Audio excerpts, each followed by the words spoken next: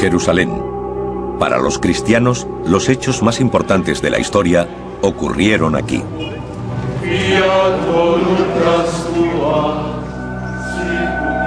La Biblia dice que esta es la ciudad donde vivió Jesús sus últimos días y donde fue crucificado.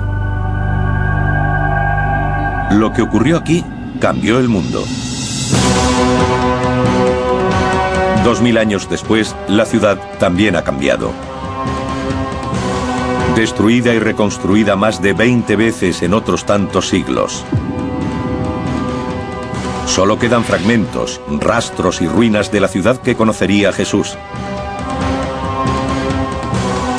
Ahora, gracias a décadas de investigación, podemos revelar cómo habría sido con modelos gráficos en 3 dimensiones. Las calles y puertas por las que pudo caminar.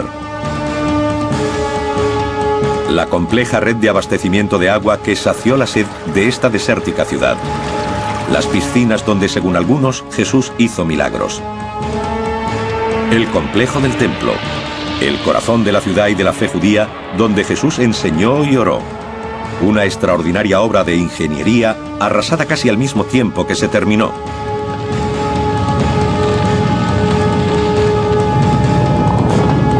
Revelaremos el mundo perdido de los evangelios, el Jerusalén de Jesús.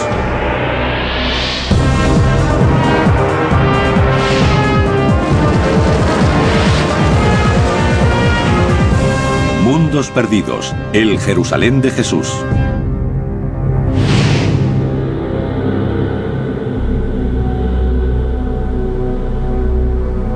En tiempos de Jesús, Jerusalén era el corazón de Judea, el reino de los judíos, un pueblo definido por su religión. Para ellos era el lugar más importante del mundo.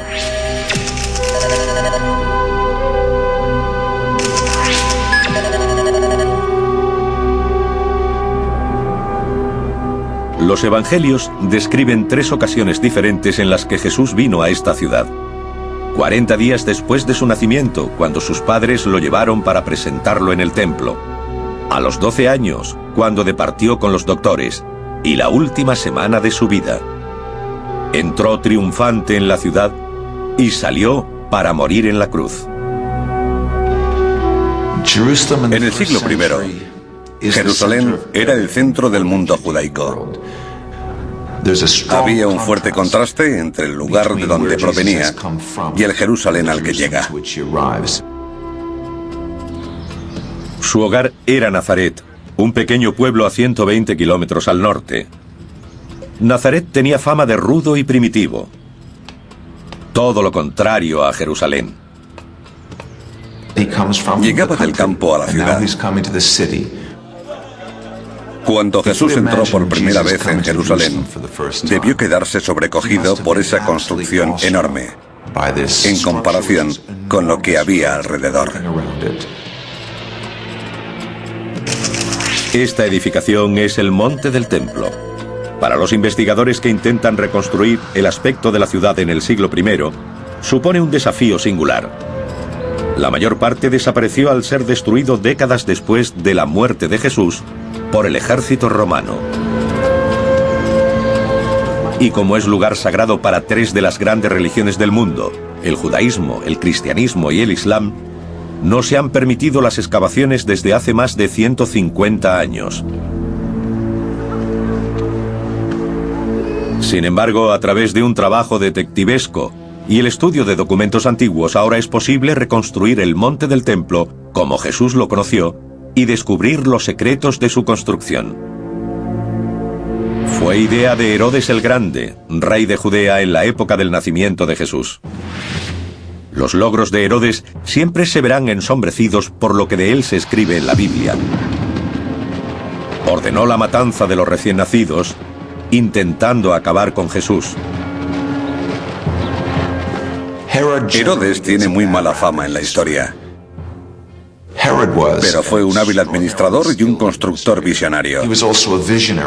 No solo por lo que hizo por agrandar el templo y el monte del templo, También construyó la extraordinaria fortaleza de Masada y el palacio de Herodes.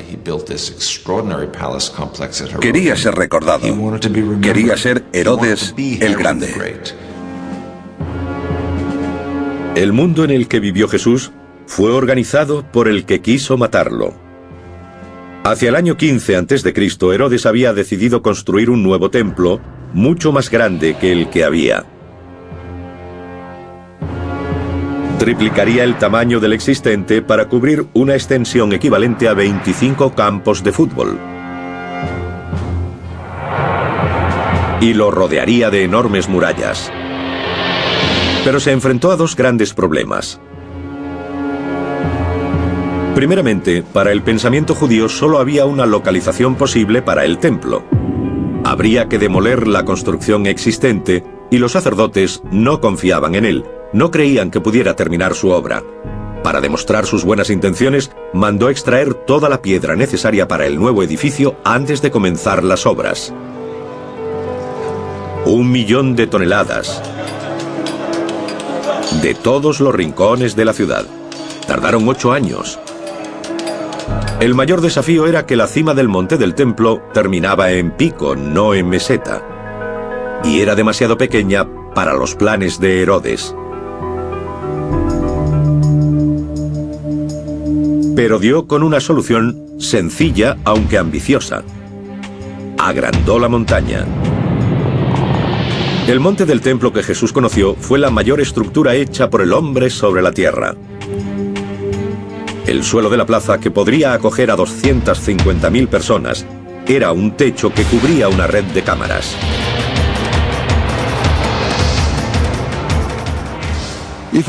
En el monte del templo actual vemos una gran zona lisa nivelada, pero está construida artificialmente.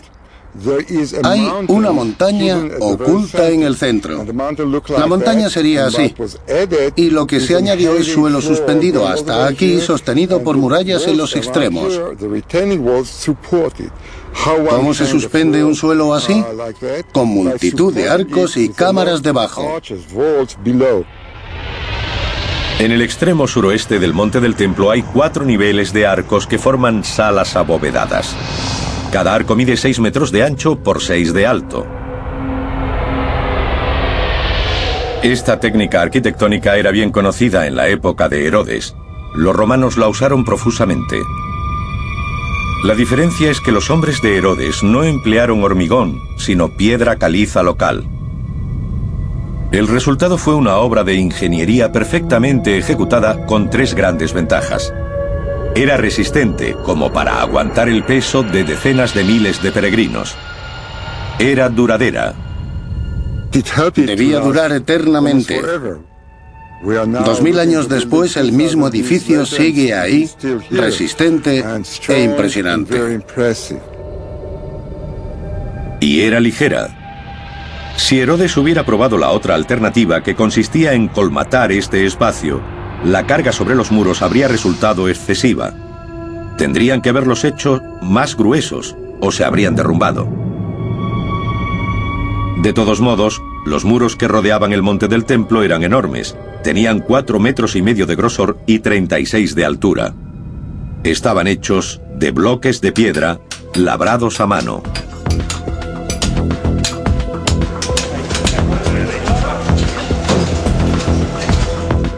El monte del templo tiene 1,5 kilómetros de circunferencia. Una capa de piedras, si solo tuviese una hilera, tendría de 800 a 1000 unidades. De media, cada una de esas piedras pesaría unos 4.500 kilos, aproximadamente el peso de un elefante adulto. Algunas eran mucho mayores. Los arqueólogos han localizado el bloque más grande usado en la construcción del monte. Se encuentra en lo que se conocen como los túneles rabínicos. Ahora enterrado por 2000 años de evolución y cambios, en la época de Jesús estaba a la vista, al nivel de la calle. La doctora Jody Magnes es una experta mundial en la arquitectura del Jerusalén de Jesús. Esta gran piedra forma parte de lo que se llamó hilera maestra.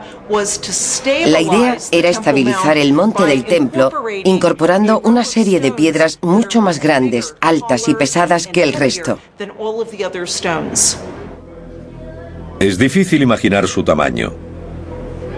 Es 20 veces mayor que los bloques más grandes usados en la construcción de las pirámides de Egipto. Tiene 12 metros de largo y 3 de alto, y pesa más de 400 toneladas. Jesús o cualquier otro visitante de Jerusalén se encontraría ante una edificación de gran escala. Y los constructores de Herodes la abordaron con gran ingenio y destreza. Cada hilera de piedras está ligeramente retrasada, ligeramente compensada con la de abajo. Esto da estabilidad a las partes más bajas de los muros, necesaria para llevar el peso arriba. Y eso crea, o debería decir, corrige una ilusión óptica. Si las piedras se hubieran dispuesto exactamente unas encima de otras, la construcción es tan monumental que habría parecido inclinarse hacia el exterior. Esto hace que parezca que el muro es recto. Los canteros fueron tan hábiles que el espacio entre las piedras es casi nulo. Shimon Gibson nos demuestra su pericia. Encajaron las piezas perfectamente. Los canteros fueron tan exactos que si pongo un billete de $50 aquí consigo que no se caiga. Pero solo eso, porque no entra. Esta parte del muro ha permanecido intacta 2000 años, pero los constructores confiaron en el conocimiento del trabajo, no en la argamasa, para mantener unidos los bloques. 18.000 personas trabajaron para levantar estos muros. La tarea comenzó 15 años antes del nacimiento de Cristo y se prolongó durante 80 más. El lugar, tal como lo conoció Jesús, era la mayor obra del mundo. Pero ahora podemos recrear su aspecto cuando se terminó. La mayor edificación sobre la tierra. Estuvo en pie solo 5 años antes de que un brutal ejército romano lo destruyera. A continuación, uno de los grandes enigmas de la arqueología. Reconstruiremos el edificio más importante de la vida de Jesús y la culminación del monte, el propio templo.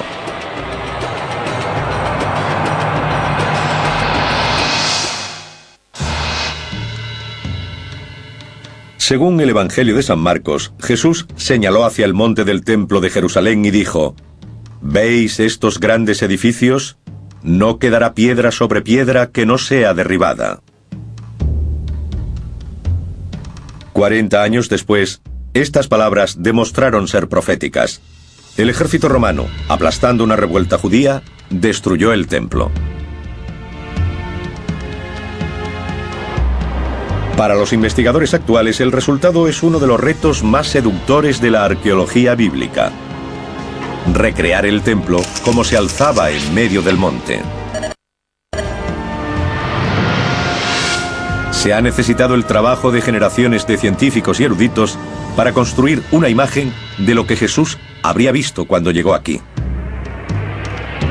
Al entrar en el monte del templo, cruzaría una serie de patios o espacios abiertos. Pasaría ante una señal escrita en griego, advirtiendo a todos los extranjeros, o no judíos, de una muerte segura si traspasaban cierto punto. Después llegaría al patio de las mujeres, el último lugar donde estaba permitida la presencia femenina. Era el patio exterior del propio templo o santuario. Al subir 15 peldaños semicirculares, llegaría a la puerta bella que llevaba al patio de Israel, abierto solo para judíos varones purificados según el ritual. Jesús no podía haber pasado de ese punto porque solo los sacerdotes podían entrar en el templo. Al Sancta Sanctorum, en la parte trasera del templo, solo podía entrar el sumo sacerdote una vez al año, el día de la expiación. Reuniendo las pruebas de las fuentes escritas, es posible establecer el aspecto exterior de este santuario tan celosamente guardado. Los arqueólogos han calculado su altura comparándolo con la edificación existente en la actualidad, la cúpula de la roca musulmana. El edificio musulmán tiene exactamente la mitad de la altura del templo en tiempos de Herodes y Jesús. Esta estructura cavernosa tenía la altura de un edificio de 15 pisos. Nuestros investigadores quieren saber cómo se las arreglaron los constructores del templo para erigir tal edificio con las herramientas y grúas tan primitivas de la época. Es evidente que se habría requerido gran cantidad de mano de obra. Los relatos dicen que debido a la condición sagrada de cada piedra del edificio, 1000 sacerdotes fueron adiestrados como canteros. El Dr. Guy Stabile ha identificado rastros de las canteras. Es increíble que esta curva se haya conservado tan bien. En una gruta a 3 kilómetros de Jerusalén ha encontrado una serie de marcas de cincel. Tienen la misma forma que las piedras usadas para construir el monte del templo de Herodes. Aquí podemos ver una línea horizontal y aquí abajo otra vertical. Se ve el filo de cada una. Usaron picos para ir haciendo las hendiduras y barras para hacer palanca y arrancar la piedra de la cueva, de la pared de la cueva. Algunas de esas herramientas se siguen usando hoy. Pero en la época de Jesús, los trabajadores no disponían de camiones o excavadoras. Aquí se ve que a partir de la marca del cincel hay una línea muy clara. Cuando se sacaba la piedra, se podía dar la forma exacta que querían los arquitectos. Todo eso se hacía aquí, porque después había que arrastrar los bloques hasta el monte del templo o a otra zona de construcción. Si se eliminaban las partes innecesarias, tendrían que arrastrar mucho menos peso. Fueron muy prácticos. El transporte requirió de una combinación de fuerza bruta e innovadora ingeniería. El arqueólogo Ronnie Reich ha recreado una solución que usaron los constructores. Es un sistema sencillo pero efectivo. El bloque de piedra se convierte en eje entre dos ruedas. 10 hombres podrían llevarlo rodando. Cada eje podría mover 450 kilos. Una carga imposible de desplazar por una única persona. Así que fue este ingenio el que movió las piedras. Una vez trasladadas, todavía quedaba colocarlas en el lugar indicado. Cada bloque pesaba aproximadamente 10 toneladas. Se usaron sencillas grúas para elevarlas. Hemos construido un bípode con cuerdas y poleas. Las cuerdas se pueden mover con palancas. 8 personas pueden subir esta piedra a 1, 2 o 3 metros de altura y dejarla en su sitio suavemente. El resultado final sería majestuoso. Pero hay algo de misterio en la construcción del templo. El escritor Josefo dice que el templo estaba cubierto de mármol y oro, y que desde lejos parecía una montaña cubierta de nieve brillando al sol. Algunos investigadores modernos lo encuentran difícil de creer. La razón es que no había mármol en Israel, en la antigua Palestina. No existía.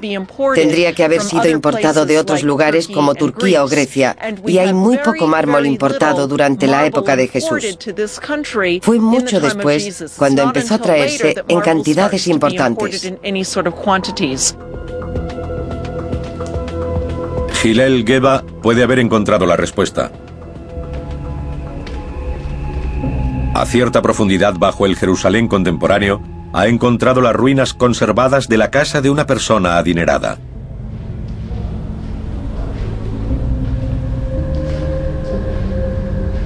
Los muros y techos están cubiertos de complejos dibujos. Y estos muestran que los constructores de Jerusalén trabajaron el yeso creando la ilusión de que era piedra.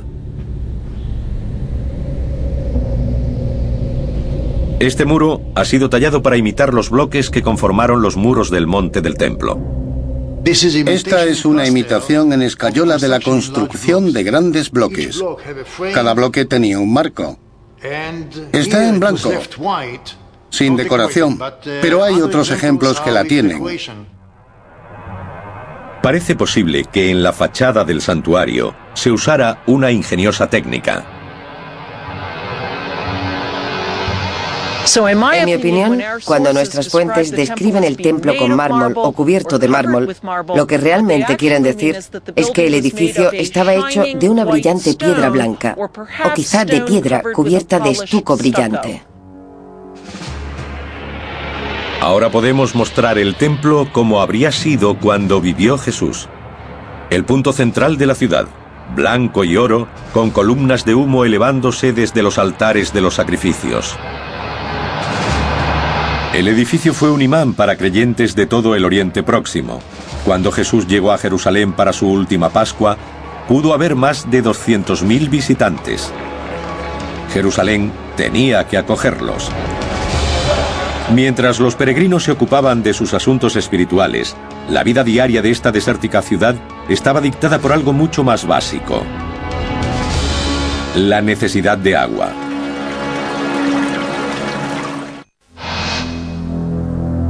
La tradición dice que una semana antes de su muerte, Jesús hizo su entrada triunfal en la ciudad de Jerusalén.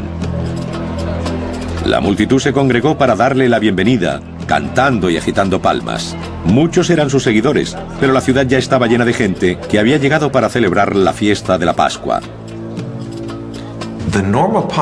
La población normal de Jerusalén en tiempos de Jesús era de algo menos de 30.000 personas. Pero durante la época de las fiestas, en ese caso la Pascua, podía llegar a haber 10 veces más, unas 300.000.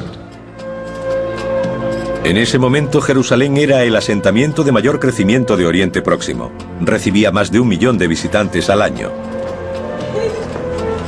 Nuestros investigadores han intentado hacerse una idea del probable aspecto de la ciudad y de cómo lograban acoger a aquel enorme flujo de gente. Algunos de los beneficios eran claros y evidentes. Los peregrinos llevaban riqueza. La propia construcción del templo generó mucho dinero. Los peregrinos que llegaban a Jerusalén tenían que gastar dinero en comida, alojamiento, regalos y recuerdos a lo largo de su camino. Y por supuesto, pagar los impuestos del templo y los sacrificios.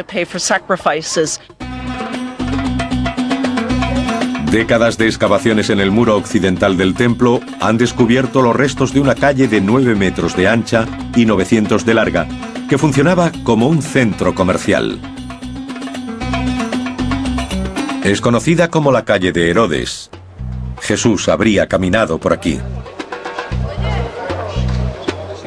Esta es la calle principal de Jerusalén. Hay que imaginarse el gran número de personas que venían aquí para comprar y vender en los muchos puestos callejeros. Todos eran peregrinos. Era el corazón de Jerusalén. Algunos arqueólogos llaman a este lugar Wall Street, reconociéndolo como el corazón económico de la ciudad. También han reunido pruebas de la relación entre esos intereses comerciales y la vida espiritual del templo. El examen de la muralla en el extremo meridional de la calle revela los restos de un arco. Es conocido como el Arco de Robinson. Con más de 15 metros de altura y una envergadura de al menos 12, sirvió como una de las principales entradas al complejo. Y en su base, situados contra los muros del monte del templo, habría puestos que venderían productos a los peregrinos. La zona que desembocaba en las grandes escaleras era conocida como el Arco de Robinson. Debió florecer con el comercio, porque la gente que se dirigía al templo era asaltada por vendedores que les ofrecían sus mercancías. Jesús debió encontrarse con una escena así cuando entró en el templo. Furioso por lo que vio, se enfrentó por primera vez a las autoridades. Se dice que se abrió camino hasta una zona llamada el Patio de los Gentiles. Como todos los judíos varones, tuvo que pagar el impuesto de 2 siclos. La moneda especial necesaria solo se podía comprar a los cambistas del complejo del templo. Tenían fama de corruptos. El cambio de moneda debía ser una actividad fraudulenta. Los cambistas se aprovechaban de la gente inocente de los pueblos que no estaba acostumbrada a la vida en la ciudad. Jesús debió ver cómo estafaban a aquella gente y eso le enfureció. Esta es la única ocasión en los evangelios en la que Jesús muestra ira. Para Jesús se habían rebasado los límites del templo y quiso echarlos. Tiró las mesas, destrozó los puestos y les dijo: ¿qué estáis haciendo? Habéis convertido la casa de mi padre en una cueva de ladrones.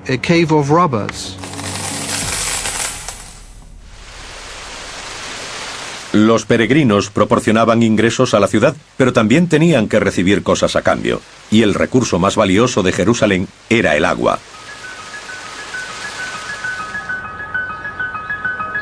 Jerusalén era y es una ciudad desértica. Está a 760 metros sobre el nivel del mar. El río más cercano está a 40 kilómetros de distancia. ¿De dónde conseguían esos miles y miles de personas agua para beber? Había 30 cisternas de agua de lluvia repartidas por la ciudad. La más grande albergaba un volumen equivalente a 20 piscinas olímpicas, y aún así apenas se cubría la demanda. Debían congregarse alrededor de las cisternas. Esperaban su turno porque había poca agua y muchos peregrinos. La gente no solo necesitaba agua para uso doméstico. Necesitaban una cantidad enorme para las purificaciones. Tenían que estar puros para subir al templo y visitarlo. Como parte de sus prácticas religiosas diarias y especialmente antes de ir al templo, todos los judíos debían lavarse en lo que se llamaba agua viva. Jerusalén tenía muchas piscinas diseñadas para este propósito llamadas mikvahs. En la más grande y frecuentada, la piscina de Siloé, fue donde Jesús hizo uno de sus últimos milagros. El Evangelio de San Juan nos dice que Jesús curó a un ciego. Cogió tierra del suelo, escupió, le untó el lodo en los ojos y le dijo: ve y lávate en la piscina de Siloé. Un descubrimiento fortuito durante unos trabajos de ingeniería en una tubería cercana llevó a Ronnie Reich a localizar el lugar exacto de la piscina y a comprender lo grande que era. Alimentada por uno de los manantiales de Jerusalén a través de un túnel de 500 metros, habría cubierto cerca de 2.000 metros cuadrados.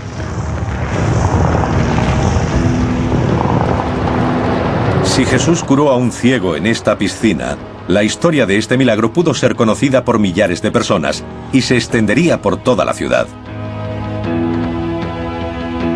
Fue un desafío público a las autoridades de Jerusalén. A continuación veremos los lugares en los que habría ocurrido el enfrentamiento final.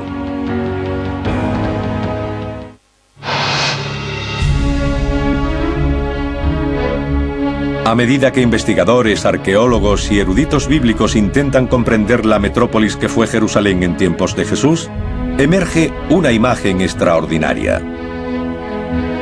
Esta es una ciudad desértica obsesionada con el agua, donde los asuntos espirituales rigen todos los aspectos de la vida diaria, donde la ingeniería práctica e innovadora se da la mano con el misticismo, donde en las festividades religiosas la multitud se congrega en puntos claves de la ciudad. Shimon Gibson ha formado parte del equipo que intenta desentrañar y recrear el lugar más intrigante, la piscina de Betesda. Situada al norte del templo, fue el lugar donde, según el Evangelio de San Juan, Jesús le dijo a un paralítico: levántate y anda. Los arqueólogos han excavado hasta los 12 metros de profundidad a través de 2000 años de escombros, para desenterrar el lugar tal como debió verlo Jesús. Lo más fascinante es que incluso antes de que él llegara aquí, se decía que esta piscina tenía poderes curativos. Cuando Jesús llegó a la piscina de Betesda, había una cola de ancianos, tullidos y ciegos. Todos esperaban su turno para entrar. El hombre al que curó Jesús llevaba mucho esperando la oportunidad de bañarse en sus aguas. Y lo que ha descubierto Shimon Gibson encaja en la historia. Los escalones de la época de Jesús están muy bien conservados. Como pueden ver, hay una serie de escalones con un descansillo entre cada tramo. Esos rellanos encajan bien con la historia del Evangelio de San Juan, que dice que los enfermos se metían en la piscina y Jesús hacía los milagros. Los enfermos eran llevados a descansar en los rellanos de los escalones y a bañarse en sus aguas, porque hacían burbujas y se volvían rojas como sangre. Shimon Gibson investiga el sistema oculto de túneles y pozos que regularon el paso del agua a la piscina de Betesda.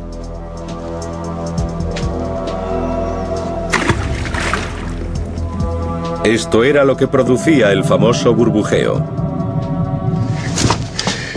Esta es la zona de las compuertas. Hay dos aberturas, una más grande arriba y otra más pequeña en el fondo. Las compuertas controlaban de manera precisa la profundidad del agua de la piscina. Se podía acceder a ellas a través de un pozo vertical de 15 metros abierto en la roca. Voy a ver si puedo.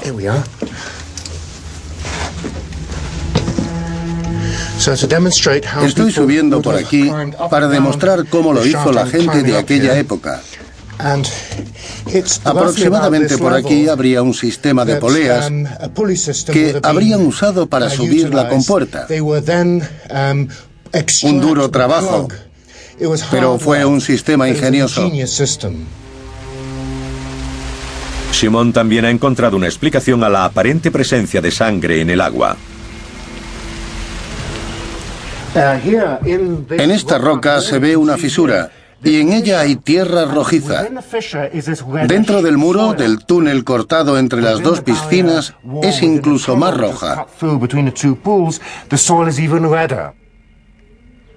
Cuando el agua pasaba hacia la piscina septentrional, los que se metían para purificarse pensarían que era sangre lo que salía del agua. Al mismo tiempo, el monte del templo rebosaba con sangre de verdad, porque cuando un peregrino ya estaba purificado, su siguiente obligación era ofrecer el sacrificio de un animal. En momentos de grandes celebraciones como la Pascua, que llevó a Jesús a la ciudad en los últimos días de su vida, se mataban gran cantidad de animales a la hora. Era un sacrificio a escala casi industrial. En Pascua se sacrificaban varios miles de corderos en un solo día. Este es el entorno de los últimos días de Jesús. Tenemos una imagen clara de cómo era Jerusalén en la época en la que fue detenido, juzgado y condenado. Pero muchos quieren saber aún más. Situar los lugares donde ocurrieron los hechos. No solo son historiadores y arqueólogos. Todos los años, cientos de miles de peregrinos llegan a la ciudad con la esperanza de caminar por donde lo hizo Jesús. Pero en 2000 años de reconstrucciones y cambios, la ciudad ha crecido y también las historias. Se ha hecho difícil separar la realidad del mito. Un claro ejemplo es el lugar donde Jesús hizo su última cena. Desde entonces, el modo en que partió el pan dio lugar a la comunión en las misas cristianas. Y por eso viene tanta gente a esta sala, la Senecal o habitación superior en el monte Sión, porque muchos creen que ocurrió aquí.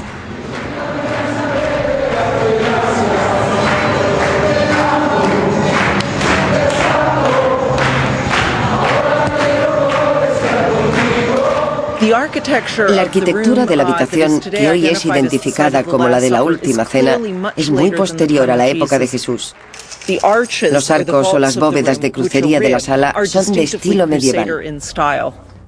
Es una arquitectura que no llegaría hasta 1000 años después del tiempo de Jesús. Estos techos abovedados pertenecen al siglo XII, cuando los ejércitos cruzados europeos luchaban con las fuerzas musulmanas por el control de Tierra Santa. No tenemos pruebas arqueológicas de que la última cena se celebrara en esta sala, ni siquiera en la zona donde está situada. Es la tradición que ha identificado el lugar como escenario de la última cena. En este lugar se alzó una de las primeras iglesias cristianas, pero también hay una mezquita y acoge otros edificios. Es posible que la última cena se celebrara en una casa particular de Jerusalén. Habría tenido un aspecto completamente diferente del de la iglesia. Habría sido en una casa normal. El techo habría tenido sencillas vigas de madera y no habría arcos y bóvedas como las que vemos hoy.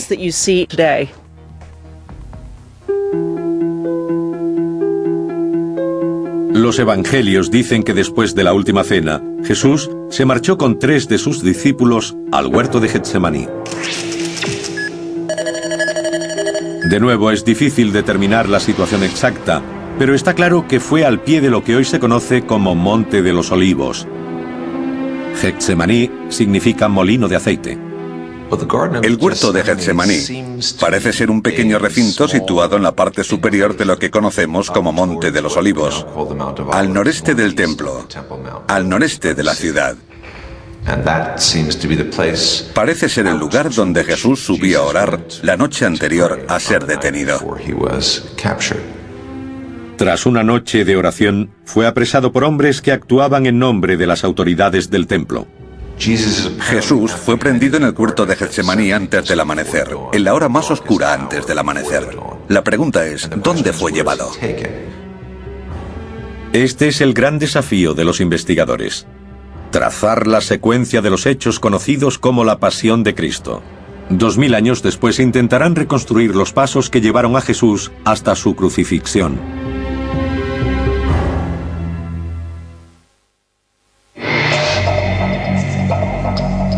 Los evangelios coinciden en que después de su prendimiento Jesús fue llevado a la residencia de Poncio Pilato, el gobernador romano de Judea. Esto tiene sentido histórico. El Imperio Romano ejercía un férreo control sobre la ciudad. Una gran decisión política, como la ejecución de un aparente rebelde o un revolucionario como Jesús, debía ser tomada por un representante de Roma. De nuevo, la tradición vuelve a ir unida a un lugar concreto. En este caso, a donde Jesús fue azotado, sometido a escarnio y sentenciado. Generaciones de peregrinos han creído que ocurrió en la Fortaleza Antonia. Era el cuartel general de la guarnición romana destacada en Jerusalén. Ahora queda poco de ella, pero los investigadores han logrado reconstruirla a partir de textos antiguos. Situada en la esquina nordeste del templo, era una construcción con forma de bloque con 4 enormes torres, cada una de 15 metros de altura. La fuerte dominación romana hizo que la fortaleza Antonia quedara asociada a Pilato y al juicio de Jesús. Hoy apenas queda nada. Buscando pruebas, Jody Magnes se dirige a una zona pavimentada identificada como el Litostratos, supuestamente unida a la fortaleza y al lugar donde Jesús fue coronado de espinas. El Litostratos es mencionado en los evangelios como el lugar donde Jesús fue sentenciado a muerte por Poncio Pilato. Los peregrinos cristianos que llegan a Jerusalén veneran este lugar. El problema es que la ciencia no respalda esta versión de la historia tradicional. De hecho, gracias a la arqueología, sabemos que este pavimento no existió en tiempos de Jesús. Se hizo después, en el siglo II, por orden del emperador Adriano, como parte de un mercado que construyó aquí. Durante siglos, los peregrinos han recorrido un camino que comienza en la fortaleza Antonia, por el que Jesús debió llevar la cruz. Es la llamada Vía Dolorosa.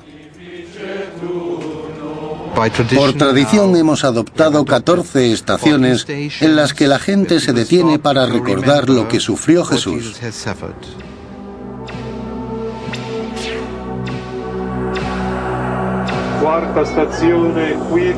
Pero apenas hay pruebas de que este sea el camino correcto.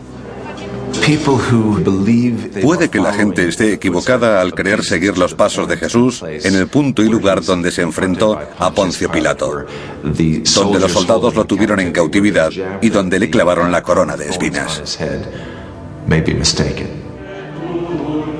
La afirmación de que este es el camino que siguió Jesús está basada en una idea errónea, que la residencia de Pilato y el cuartel general de las tropas eran el mismo lugar.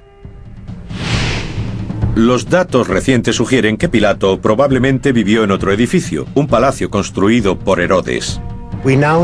Ahora sabemos que, en contra de la tradición medieval, el juicio de Jesús se habría celebrado en el viejo palacio de Herodes el Grande, el Praetorium, donde estaría alojado el gobernador Poncio Pilato.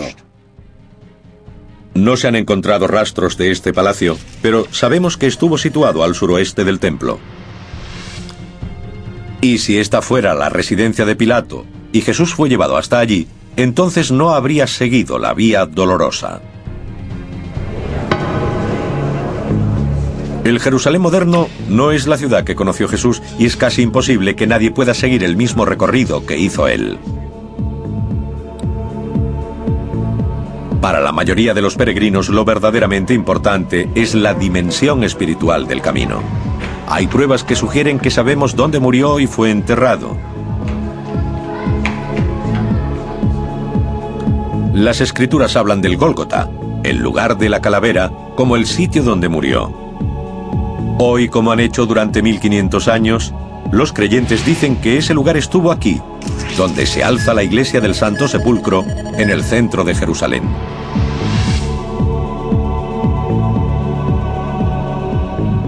Se cree que este lugar fue convertido en iglesia 300 años después de la muerte de Jesús.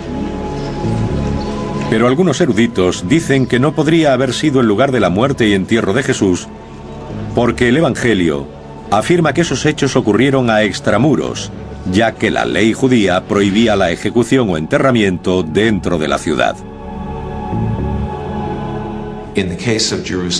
Jerusalén era diferente entonces. El Gólgota estaba fuera de la ciudad en la época de Jesús, pero ahora está dentro de los límites de la ciudad. Basándonos en excavaciones arqueológicas, ahora sabemos que la zona de la iglesia del Santo Sepulcro, en particular la rotonda, formó parte de un cementerio mucho mayor.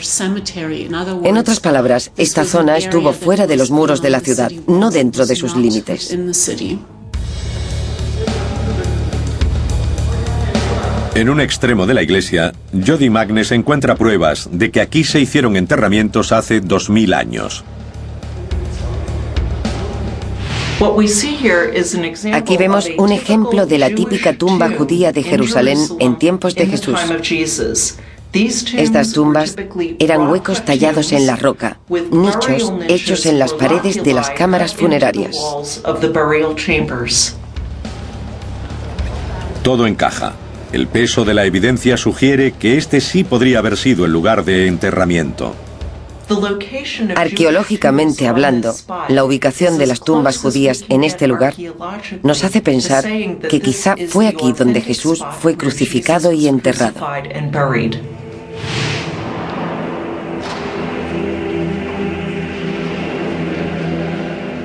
Jerusalén es una ciudad extraordinaria y podemos recrear una detallada imagen de cómo fue hace 2000 años. Hemos sido capaces de reconstruir el siglo I de Jerusalén física y espiritualmente. Algunos restos hemos tenido que excavarlos porque estaban ocultos bajo el suelo, pero otros siguen ahí, formando parte importante de la ciudad de Jerusalén.